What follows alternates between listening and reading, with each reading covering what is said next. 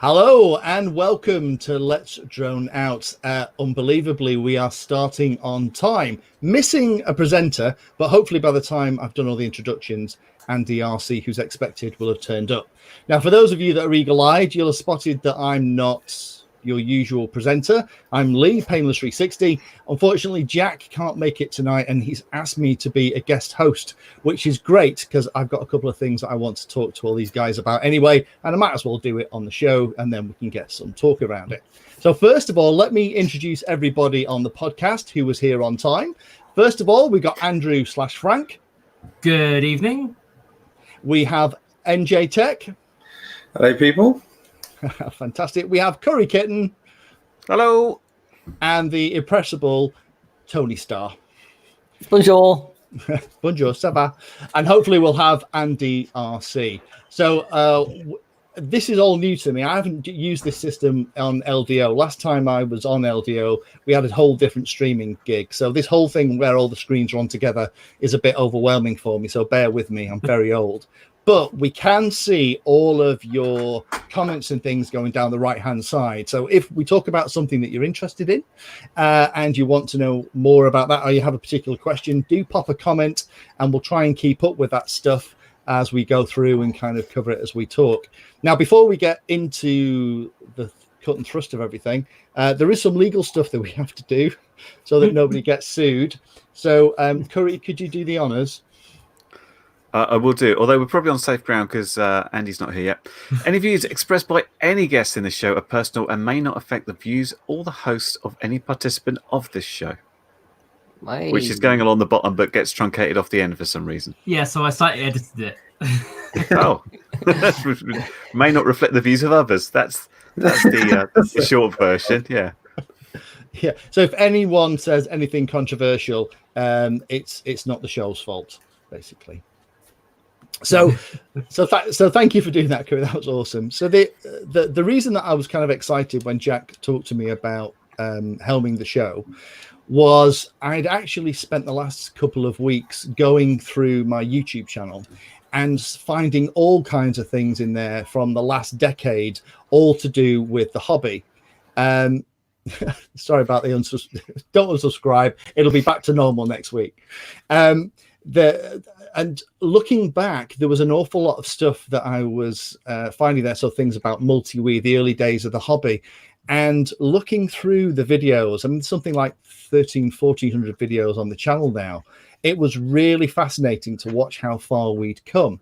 So one of the things I wanted to talk about with all you guys is what was your first experience of the hobby? Because I know what mine is, and I can talk about it in all the round, but we've seen such a fantastic explosion in technology. How did you guys get into all this UAV drone multi-rotor stuff? Frank, do you want to kick us off? Yeah, I'll just add Andy to the stream as well. Hello, Andy RC. Hey. Hello. I was here. I've been here ages waiting for you to accept me. I've been waiting backstage, apparently. But hello. I tried using that excuse as well, and they didn't buy it. I've been sat here 5 minutes, anyways. Good to see Right, you. fantastic. Well, great to see you, Andy. Thank you. So Frank, go for it. Yeah, so I mean, on the RC side, I'd done that for ages and ages and ages and ages, like small child kind of thing. First with like cars, and then getting into the planes, and then deciding planes crash and fall apart and they're far too expensive and difficult to fix for someone so small. So ended up going into kites because I could afford kites, and they're a lot cheaper to duct tape together. And then it was with the FPV League.co.uk, which was Tom Greer's kind of organization trying to get some races together. And that was the first event I'd seen. And I sort of So when was that, Andy? Was it what 2015, I think it must have been. Oh, okay. So you were using proper flight controllers. Yeah, we had proper flight controllers. Actually, I'd had FPV on a car back in like 2005, but that was with like a 27 megahertz car with a 2.4 gigahertz security camera. Like the thing was huge that did that, and it ran off like a PP3 9-volt battery, and then went back to a VRX that you had to physically tune. Like there was a knob on it that you tuned to the right frequency. I remember And them. that had like a composite cable that plugged into my family telly at the time, and that was how I had my first FPV experience, was driving that around the house and downstairs and things, and that was good fun. But then actual FPV, something that flies altogether, was a FPV League event in East Grinstead at Radio C, back when Radio C was a thing. And I was from the very off. I started as a meant to go on and was there, handed a high vis and told to marshal some races. And this was one of the races where, I mean, saying racing is a bit of a strong term. It was whoever can get round, wasn't it? Yeah, Back it in was that day, a it was challenge. Who one could complete a lap? Yeah.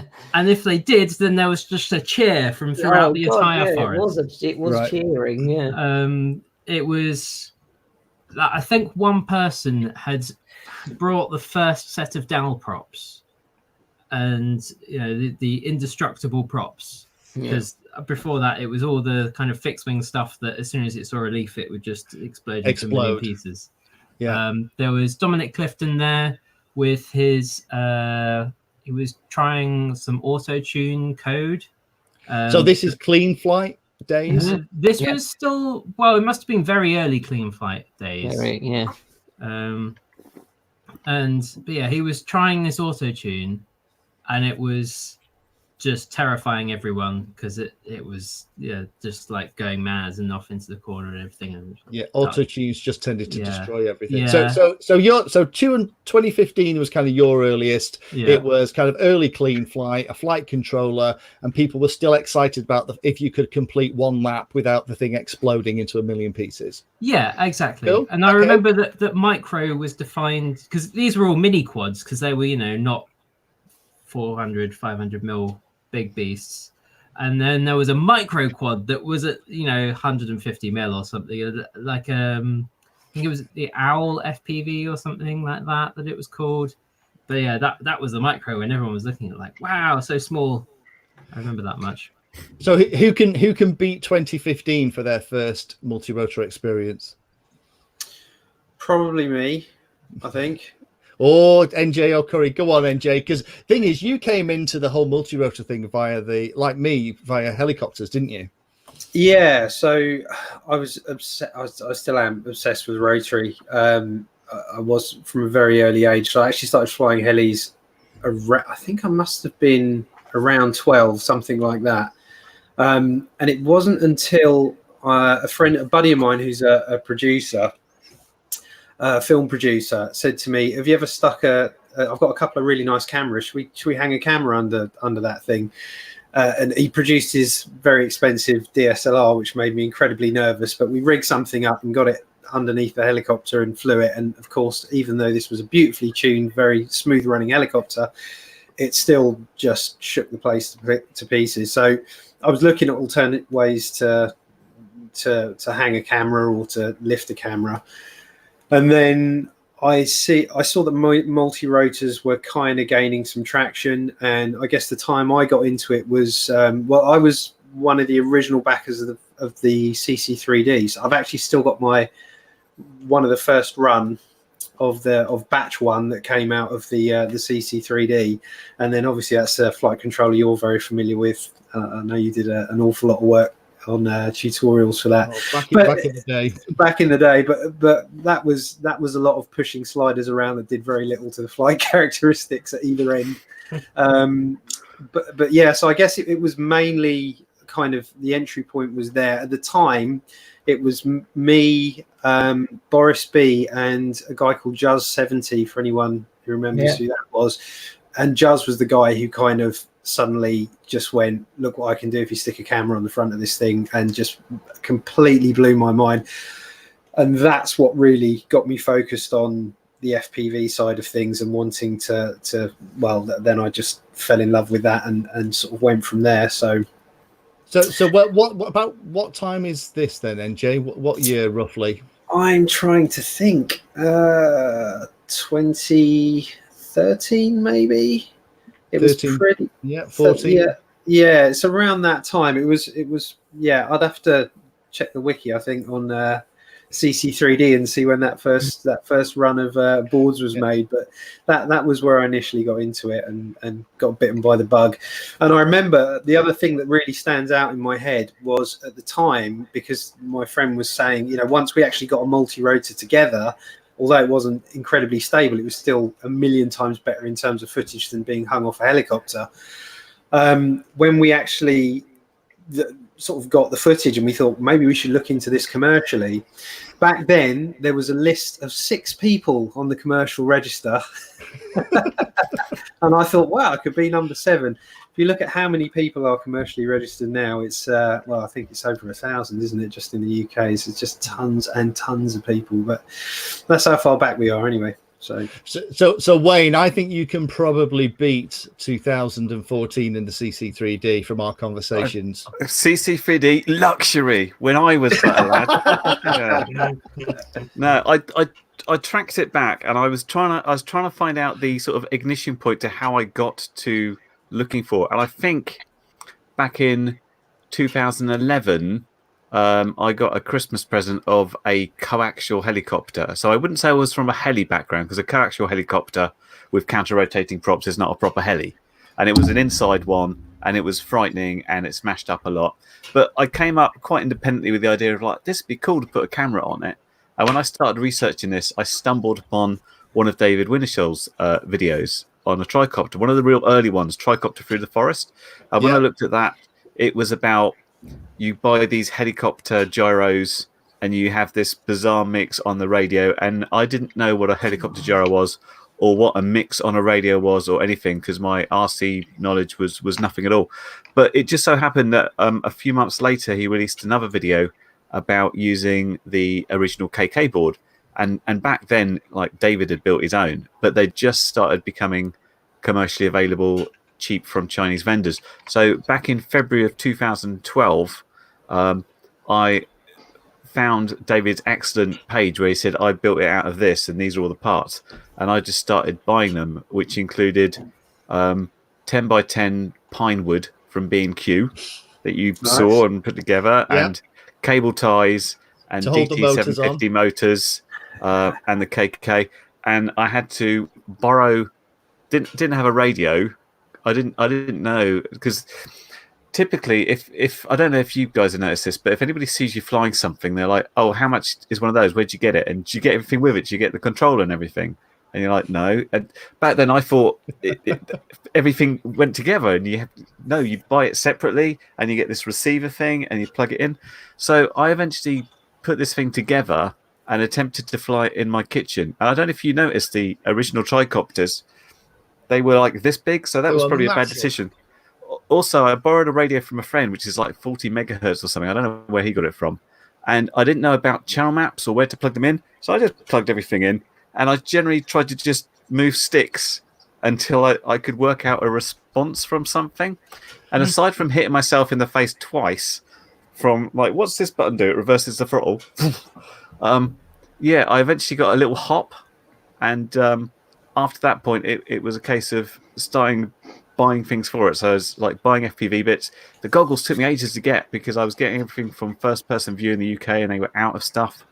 But I slowly built this thing together, and I flew it line of sight for quite a long time, several months. And I remember back then I had an MX-5, and I had to put the roof down to go to B&Q to buy pine wood in 3.8 meter lengths. So because I was going through so many legs, I literally come back and pre-cut them all ready, because every day I'd go out and fly it and come back in like pieces in a bag and have to rebuild it because it was so bad. And it took me months and months before I got to the stage where I could actually fly full batteries round without crashing. I was so pleased just to get it in the air. But the KK1 was an interesting board. You had to flash it with a special little tool. Yep. And no screen. It was no screen. You had little pots that you turned around with a screwdriver, and this was just to alter the gains. There was no concept of a tune. It was about gains. It's like, it's shaking too fast. If you turn the screwdriver, it'll shake a bit slower. And I remember I never had the situation with the KK1 where I could let go of the sticks and look at it hover. I would always have to hold the sticks in a curious direction just for it to do something. But just the fact that I managed to get this thing in the air and managed to fly it around was just mind-boggling to me. Huge accomplishment with the KK1. Yeah, brilliant. Fantastic. So, Andy, what about you? What was your first experiences in the hobby with a multi-rotor site? Because you've been flying for a long time as well, haven't you? Yeah. So 1988 was when I first started flying fixed wing. And that was from I know it was 1988 because that's the year the movie Short Circuit 2 was released, where I saw there's a scene in Short Circuit 2 where they're flying these model planes in the middle of a city, believe it or not. I don't know if any of you can remember it, but I saw that. And then the year later, I saved up, and so it probably took in 1989 when I actually started flying. But to get into multirotors, about 2010, I bought it was from Hobby King, a fly barless collective pitch micro helicopter.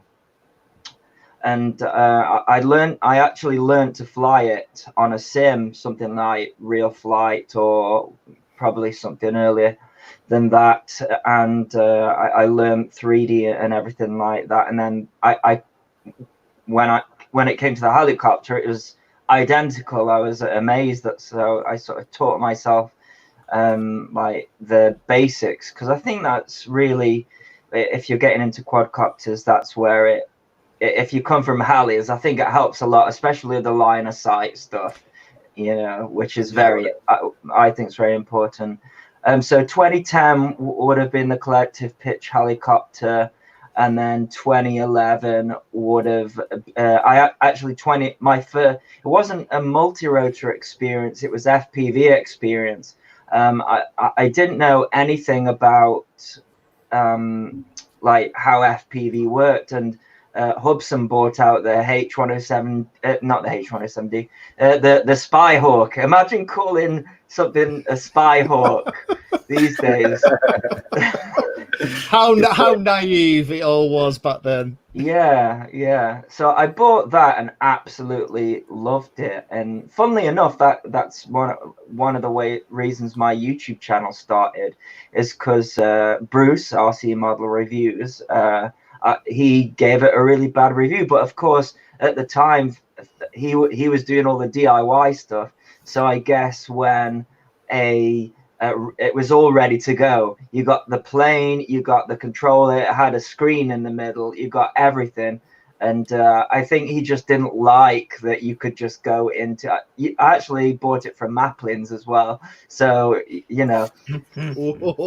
I did have the 25 years of credentials of flying planes though, so it was just to see if I got the FPV thing, because this is a problem that still exists today.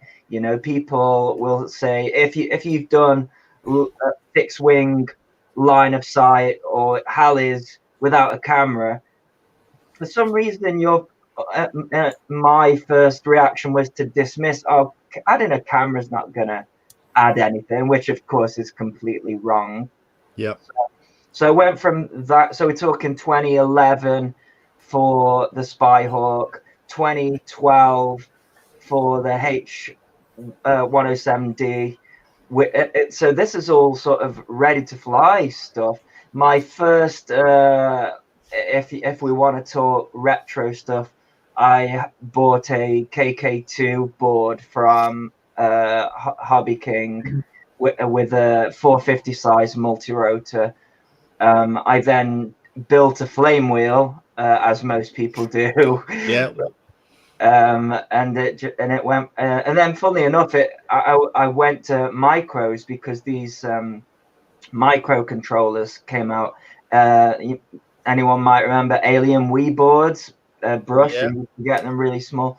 And cameras started to get That's small. how you and I met, isn't it? You 3D printed me a frame. That's it. Yeah. You pinged me and said, "Can you 3D print me a frame?" That's how you and I met back then. So that must be 4 or 5 years ago. That Or is would it have longer? probably been about 2013 by that Oh, point. gosh. Yeah. So yeah, a long time ago. But yeah. And Tony, what about you? When did you start this whole? Were you flying before the whole multi-rotor thing? No, I wasn't a geek until 2013. And what was your first experience like? If you're multi-rotors, Are you allowed to Multirotors. say it on air? What? Are you allowed to say it on air, Tony? What? Come on, what, Frank? Well, I've heard stories of your. My first thing, I remember being drunk once and seeing. I was drinking and watching telly, no, YouTube, and I saw who I think was Boris B flying over the top of trees and things like that. And I was like, I want to do that. I need to do that. And the first thing I went out and done is bought completely the wrong thing, which I bought a Phantom 1. Not the wrong. Enough. It's not the wrong thing. If you know, Well, it was the wrong thing to fly over trees and do upside down stuff like he was doing at the time. But it was he was doing it. Oh, he wasn't doing it with the Phantom. Okay. No. So I went and bought a Phantom 1 and stuck all the FPV gear on it and was flying that, and I absolutely loved it. Bought goggles and thought I was flying, but obviously no, because you're just pushing it along the sky, aren't you, really? yeah. Bought that, bought the second and the third, and then I remember contacting someone online and asking him to build me a quad. I don't even know. I wish I knew the guy's name. I don't even know where he was from. He was from like up north or something.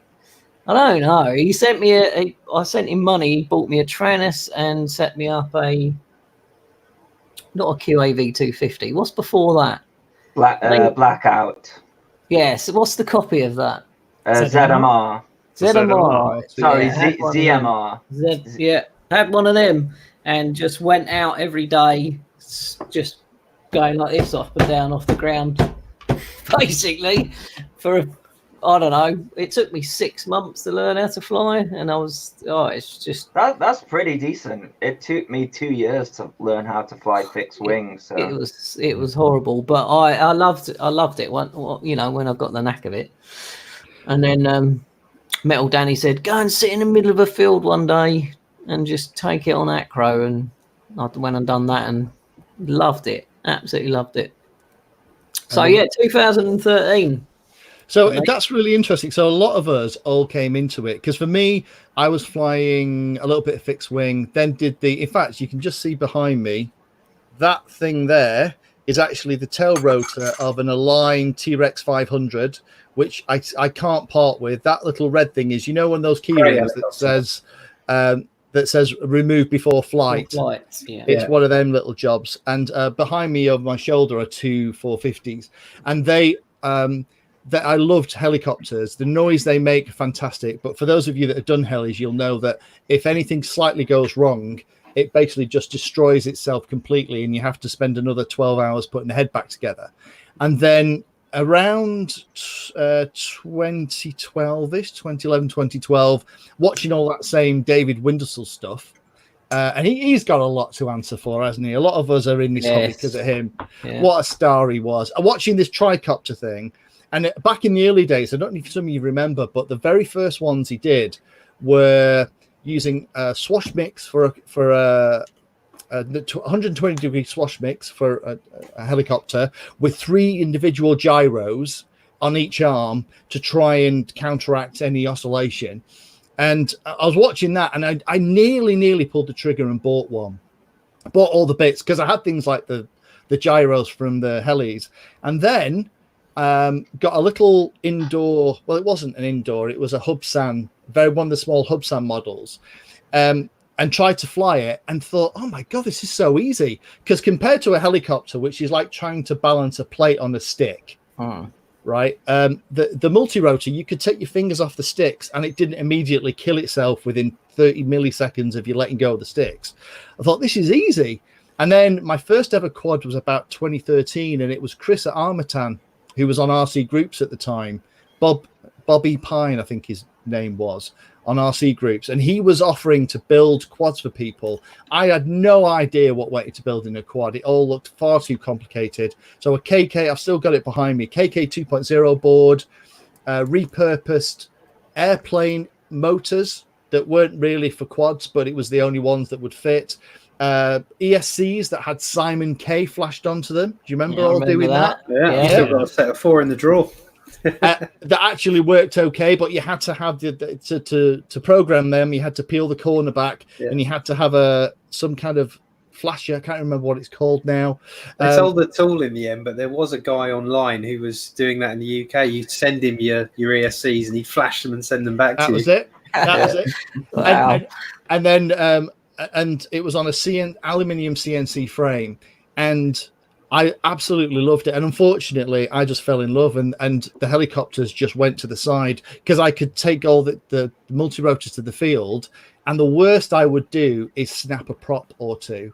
And to fix the prop or two was a 10-second job rather than a 2 nights at home rebuilding and resetting up the head from scratch. But the interest, it's really interesting that you guys have the same experience, because if you think that was only 8 years ago, where we were doing all this bespoke, wacky stuff with stuff that kind of almost didn't work. We had CC3D, we had Multi-Wii. Do you remember Multi-Wii? And for those of you that don't remember, it isn't some kind of weird sex thing. It's just it was a board. It can be. It can be. Yeah. Thank you for that, Andy. Bless you. I just had to LDO it up a little bit. Sorry. But the what it actually was the Wii controllers that had the gyroscopes and accelerometers. Back then, you couldn't actually buy those things. So what somebody did was they took the board out of a Wii controller and added some extra bits onto it, and that then became the flight controller, and it was called the Multi-Wii, which is where the name comes from. Which is weird to think that back in those days you would buy a really expensive piece of technology like a Wii game system and then immediately crack open one of the controllers so you could build a flight controller that works kind of ish. But to kind of go back to how far we've come, just to kind of finish this little bit off, Wayne, you were talking to me the other day about how you went back and tried to fly one of those early quads with a KK board and what it was like. Do you want to just tell that story? Because it just kind of brings to light everything we're talking about.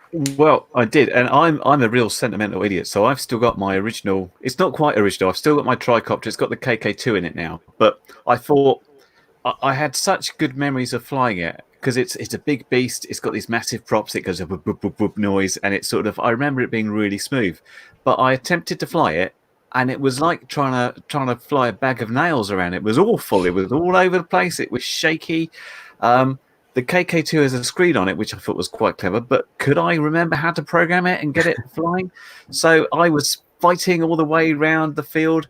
But it's just the illustration of now you can pretty much chuck everything together. And the flight controller is so good. It's been so advanced that it will fly really smoothly. And just back then, we were so pleased that we were in the air. And we were seeing, and it was like magic. And just the fact you could go around the field and, maybe not crash, even if you did, you're like, yay, I got this far. That's what it was all about. But if you try and go back and fly something very early, it's really bad. That said, I've still got my ZMR 250 with my original NASA board in. And I managed after several months to get that tuned, and that still flies fairly smoothly, albeit a bit clunky and heavy. But yeah. Much of it.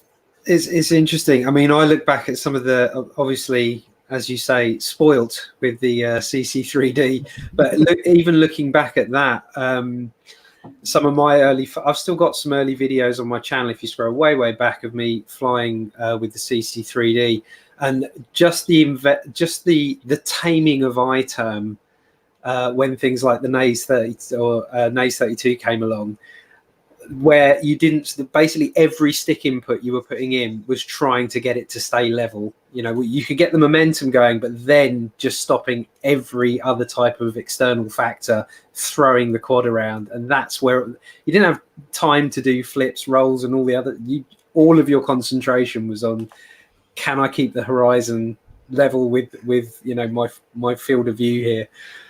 It's so crazy. And that jump from the CC3D to the Naze 32, for me, that was such a massive jump. I don't think I've ever seen anything jump as big, or maybe there won't be as big a jump ever again. It was such a huge thing when suddenly iTurn was a thing, and you could let go of the sticks and it would just track where you left it. It was what a moment.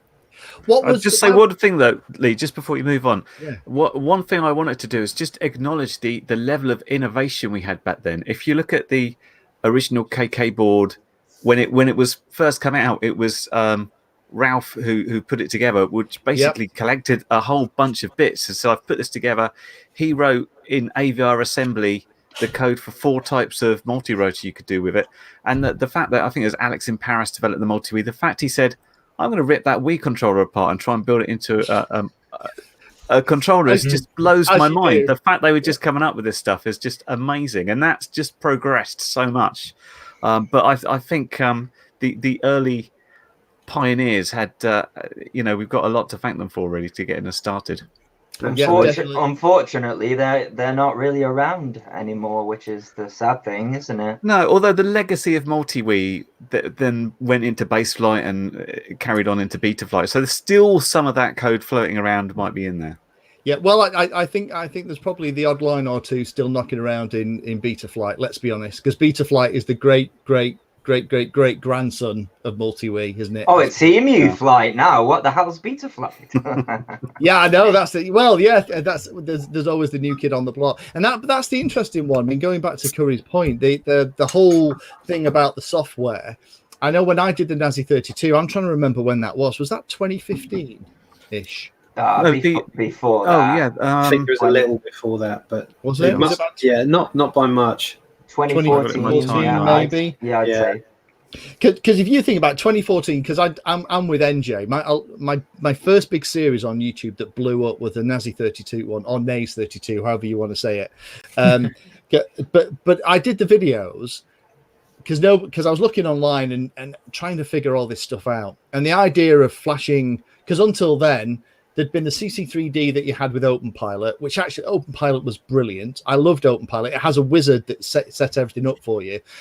So anyone that used to come to me back in the day before Nazi 32, Naze 32, whatever, used to say, I'm a new pilot, what do I build? I'd point them towards the CC3D, because when they went through it, OpenPilot would do things like calibrate the radio, would actually talk them through setting up the flight modes. It was really good. And then the Nazi 32 came along with this thing called Clean Flight, which you had to flash. BetaFlight originally. I had BetaFlight. Yeah. I came to it just as the whole BetaFlight Clean Flight thing was happening. Is it worthwhile talking about that for those who missed it? Because the big thing from Multi-Wii to BetaFlight and then BetaFlight to Clean Flight was a massive hoo-ha back in the day. People were literally threatening each other with being firebombed and stuff on RC groups. It got way out of control. Oh, that's not happened since, has it? No. Yeah. No drama anymore. No, we've all grown up. but I mean, the original. Well, who did the BetaFlight? That was what was his name? Timecop. Timecop. Yes. Who's completely, using the PC term, mental, as far as I can figure out.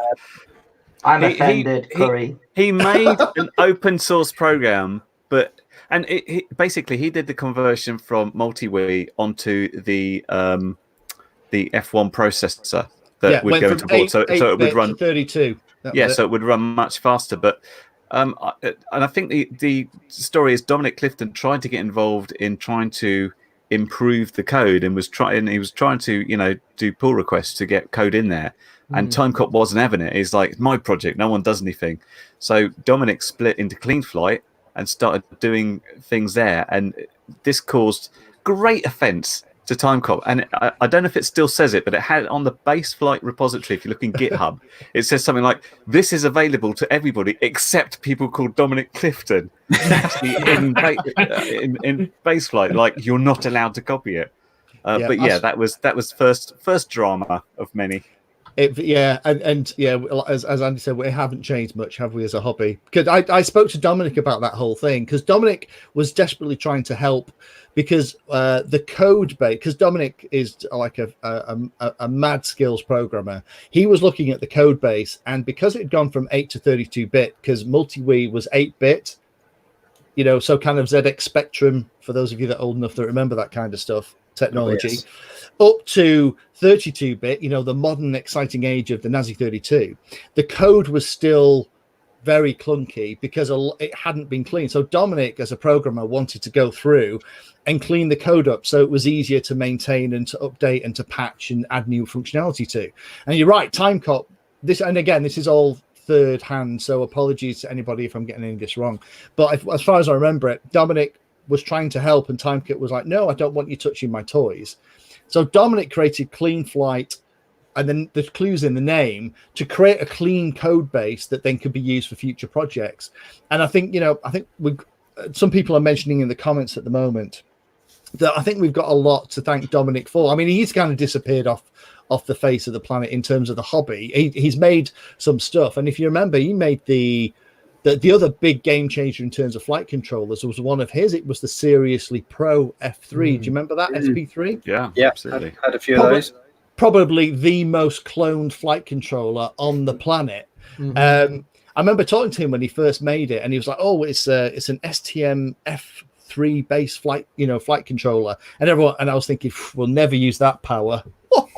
Right, and then he said, "I think I'll get 6 months before it gets cloned in China," and he got 6 weeks. I was going to say before the first clones came out. Yeah, it was really fast. And then there's still boards that use the same schema that come out now, and that was probably almost as much as a jump in terms of performance from what I recall as it was from the CC3D to the Nazi 32. And then we went F4 and then F7 and H7 and everything else. But it just, and the BetaFlight thing, if you remember, wasn't actually going to be, when Boris did it, it wasn't meant to be a system that anyone used. It was just him messing about with trying to make it fly better so people could race with it. Yeah, in the early days of... Sorry, it was his own sort of for his own agenda really to start with, and then he accidentally got some stuff very right, and then the fire started. I think not just that as well. I think as hobbyists, if there's something that may be better, not beta, we want it before it's actually officially released, and we're willing to set our copters on fire just to get that a little bit better. So I think that's why BetaFlight also prevailed. So hands up, anybody that actually had a multirotor burst into flames. What? A multirotor? Yeah. I don't have enough fingers. I've had some fires, yeah. We've had things go. Yeah. I've done a lot of fires. Does it matter if it's on Jack's desk or not? Does that count? I would say yes.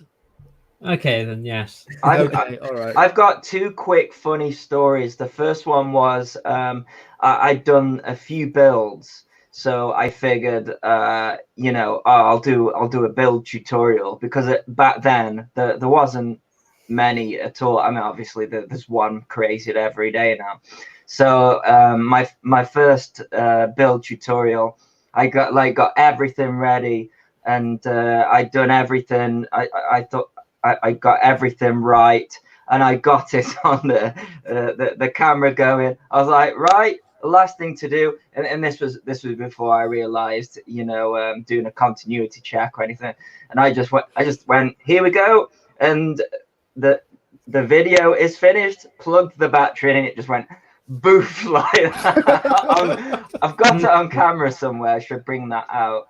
The second one I've mentioned on the show before, but it's why I've got fire extinguishers everywhere. If you ever do testing for any company, and this was I'm sure Diatone won't mind me saying it, but they sent me this new model with this new thin ESC, and it was in the middle of summer. They just cut the grass, and I was flying it around, and I got the death roll, flip of death, whatever you want to call it. I just desync. When I got to it, there was about probably about 5 to 10 square foot of grass on fire because I think I might have told you. I've told this story so many times, but anyways, ever since then, I it's actually in the court. I could probably, well, I've got I've got LiPo fire extinguishers and CO2 fire extinguishers. So if you ever want to do this, testing, make sure you've got fire extinguishers. So that's my story. Do you know, there's sorry, just one thing while we're on that subject of things when they transitioned. I actually had a comment, it was a couple of weeks ago now, on a very old video of mine, which was called BetaFlight tuning and PID tuning, and it was as you'd expect it to be. But the comment that made me burst out laughing was someone had put, "This is clearly clean flight, you idiot." And of course, the early BetaFlight was you flashed it in clean flight. How you got it across, but it didn't have its own configurator, did it? Yeah, exactly. So I did what I thought would be the best thing to do and just pin the comment. Let the rest of the lions go at him. Leave it hanging out, because it's really interesting, because if you think about all the stuff that we've done, to me, and it's kind of interesting. I just see whether you guys feel the same. It feels longer than 7 or 8 years that we've been doing the hobby. They're like dog years, aren't they? I think the thing's moving so quick. I think they really are, and it's just it was just really looking back and looking at the multi-weave videos, and there's the thing. Apart from the fact that the video editing and everything was bloody horrible, and it's always the same when you do video content. I'm sure, Andy, you feel the same way, and Curry, you look back at your early videos and you kind of go, "Ooh, that audio could have been better," or there's always something you could have improved.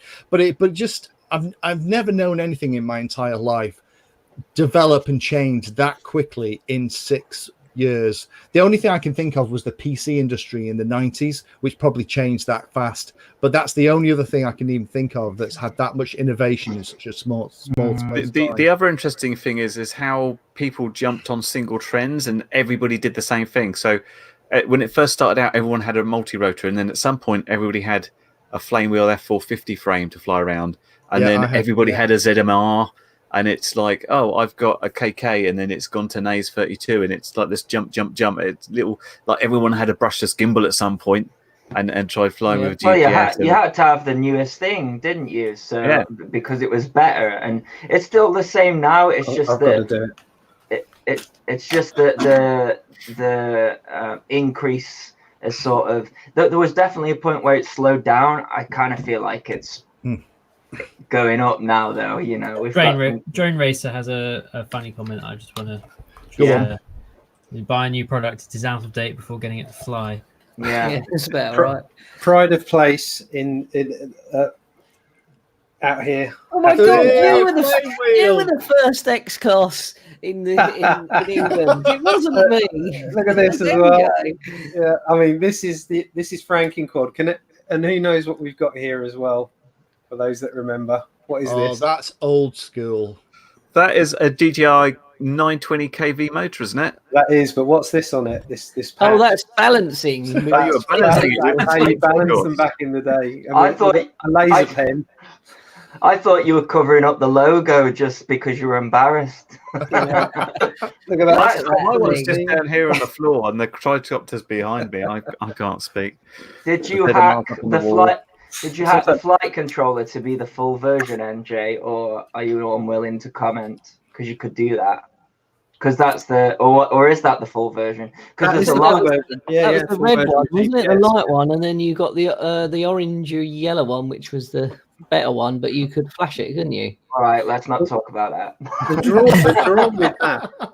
with that was the GPS, really, because it was one of the first that did a really good job with, and also a really bad job in some cases. But when the GPS did work, it was the first time you kind of had the confidence to go a little further, knowing you had a little bit of a safety net there. So, See, I went down. Nothing ever came of them, did it? I went down the other route because of Lee with Arducopter. So I got an APM, was it 2 point something on my flame wheel, this is, and then went down the Pixhawk route. And so, yeah, we should give them a mention as well, because I don't think we have. And that's a whole different skill set to learn all of that.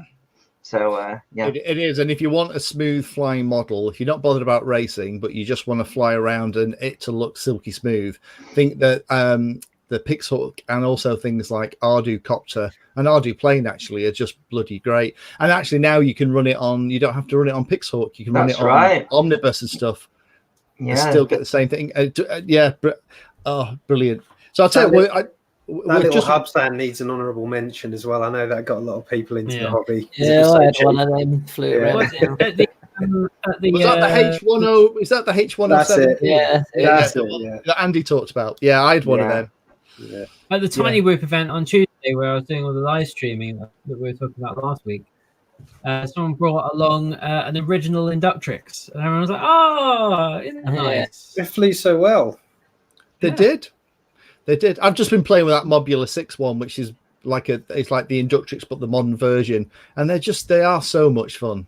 But because the problem is a lot of the newer ones have gone bigger and bigger and bigger, but going back to that really small size, you can fly through the in between anything. It's fantastic. So look, guys, I'm just conscious that we've been going for like 46 minutes. And the other thing, there's a couple of other things I wanted to talk about. So we talked a little bit about the last 10 years in the hobby, which is brilliant. And thank you for doing that, because that's really, it's just, when you kind of have your own experience and you kind of look back, because it's kind of a document, the YouTube channel, you look back and it's kind of a diary of all the stuff and crap you were dealing with. And it's really fun to see that we all kind of seem to get pulled into this about the same time and all have the same gray hair. But looking for, I've also been thinking about what I'm interested in. But I have lots of chats with guys about what I'd love for the next 3, 4, 5 years. Ideally, the next decade that we've got in front of us in the hobby. And I just want to kind of go round and just talk a little bit about that, about what our hopes and aspirations are for the hobby in the 20s.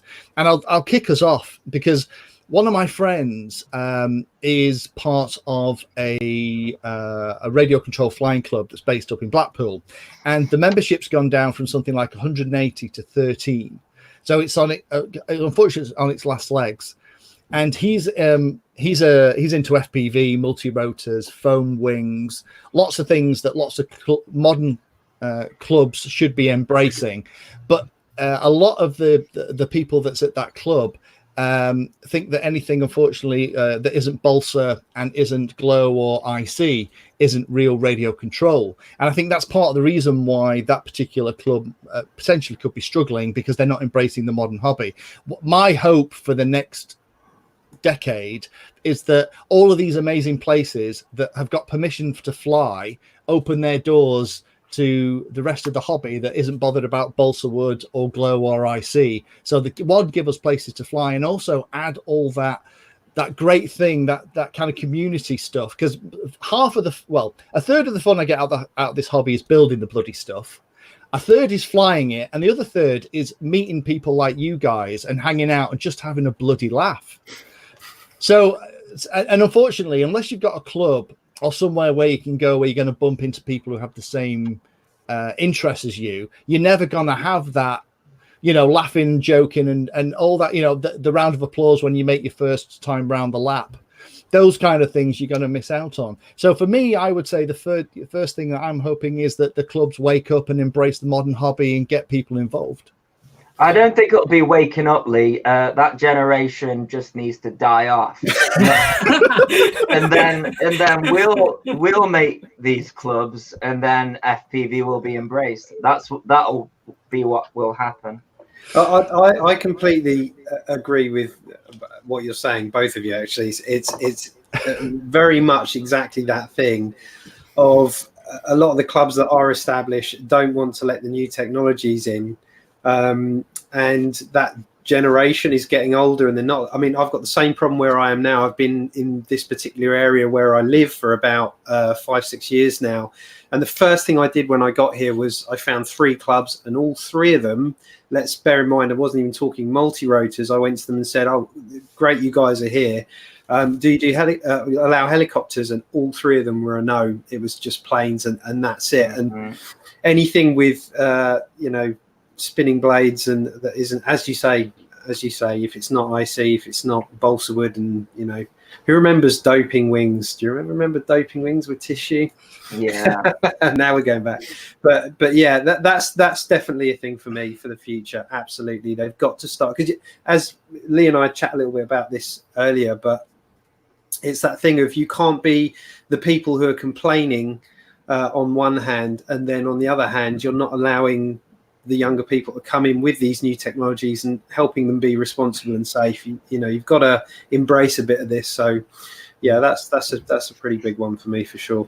The weird thing is that every FPV pilot of every age that and I know I've talked to you individually about this, but I've probably taken a dozen guys through the FPV stuff, letting them have a go at FPV on fixed wing. And they've all been line of sight pilots. And the youngest one was 17. The oldest one was 73, I think he was. And with the exception of one of those guys, everyone, when they finished the flight, and it was a ride along, right? I didn't let them fly, but they were looking out the camera as I was flying around. At the end of the flight, kind of pulled the goggles up and went, wow, I didn't realize we could do that. And they've loved it. And they've actually gone on to have their own FPV equipment and started to get into it. And I think in some cases, some of these clubs are dismissing the new technology without even trying it out. Exactly. Yeah. Whenever I fly, I've always got a second set of goggles with me for that exact reason. If anyone's inquisitive, put those on, come and have a look, and they're always beaming with smiles. Yeah. I've actually started using sorry, Curry, go for it.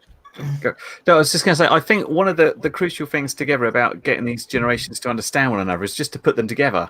I remember several times at the mini air shows where you've had the very traditional flight line with fixed wing guys and the drone racers the next field. Once they get together and talk to one another, they understand that the technologies they're dealing with is actually very similar, and that there's generally a really big misconception from the fixed wing guys that it's just a computer flying the quad and there's no building involved and you're buying it off the shelf. And there's a misconception from the drone guys that, these are a bunch of sandal wearing guys that are just like flying in circles and not interested in anything. And once they get together, they find all the commonality between themselves. And if they just did that before they decided what was allowed to go on their club, that'd be a lot better. It's very easy to sit in your club and say, oh, we don't want any of this lark, without actually getting the guys in and seeing what they do and stuff. Yeah.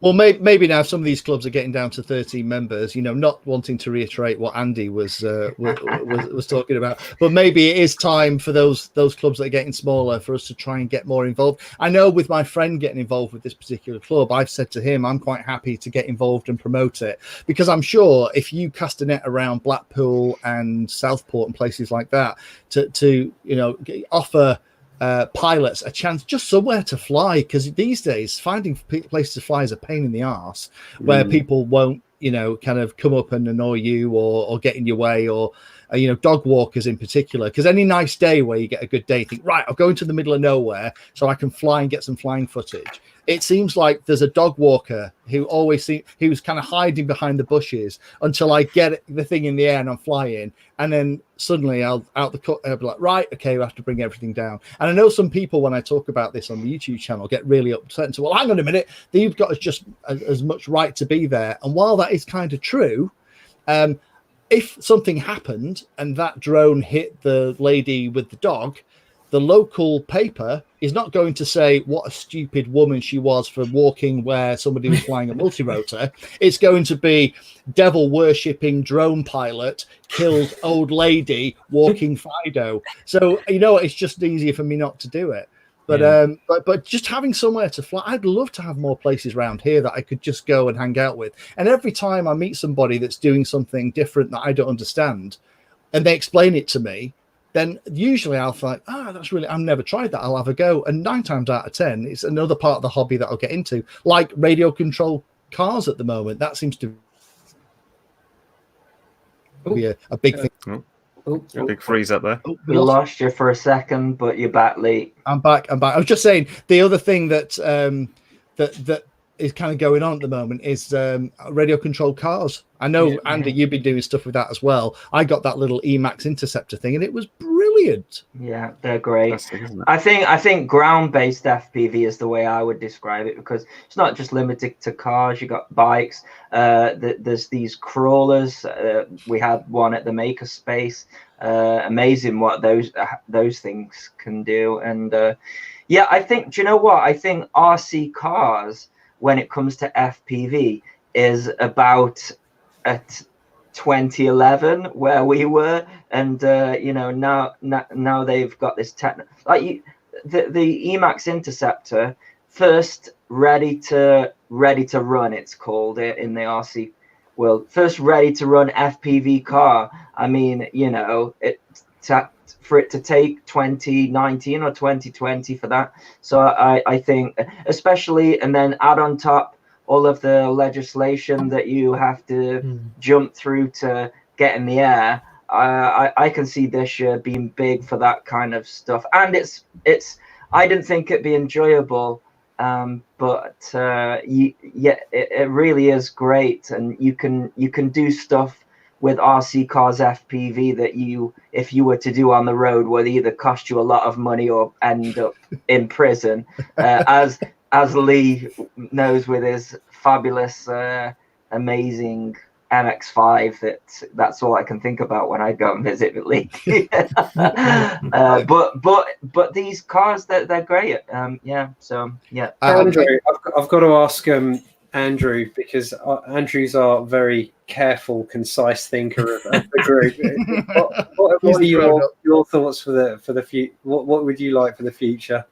What would I like? Because I mean, I would like the frequency hopping spread spectrum revolution in FPV. I mean, the difference that made from going from a pegboard and kind of everyone having to kind of fanny about around a pegboard and work out who can fly what channel and all that kind of stuff, like on cars or planes and everything.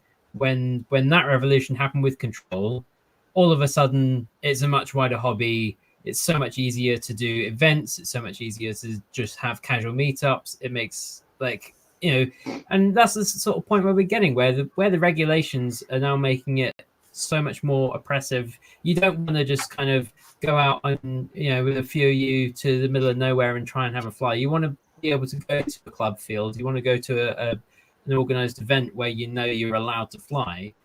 And it's hard to have that many people flying in that kind of situation. And it requires a lot of someone telling people what they should do. And that's annoying. And you don't want to do that too much. But with something like the TBS cloud stuff that's coming through, some of maybe a next couple generations of the DJI HD FPV stuff, maybe we'll see more of this kind of thing coming together, where it's that same, you don't think about, can I turn my transmitter on with your radio?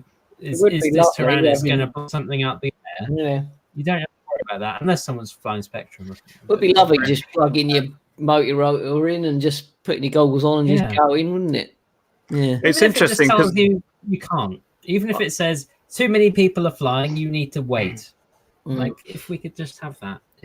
Here's what I wrote down in advance, Frank. I wrote down some way of locking in FPV channels without bleed, being able to fly with friends instead of spending 20 minutes sorting out channels or getting wiped out because someone has gone too far away or too close. Yeah. I don't know how many people have gone and meant to fly with friends, but it seems all so casual and stuff on the videos, but we always miss out that first 30 minutes of everyone standing around. Like, no, hang on, no, fly further away and I'll see you again. And then you like this big panic when you're flying out there and someone says, I'm turning on, And you're like, oh shit, what's going to happen? Someone's like, oh, I thought everyone was on 200. And you're like, no. You see, No this is one's on this is 200. what contradicts the old school clubs that won't let the new members in. They like to sit around talking for 45 minutes before they fly for two.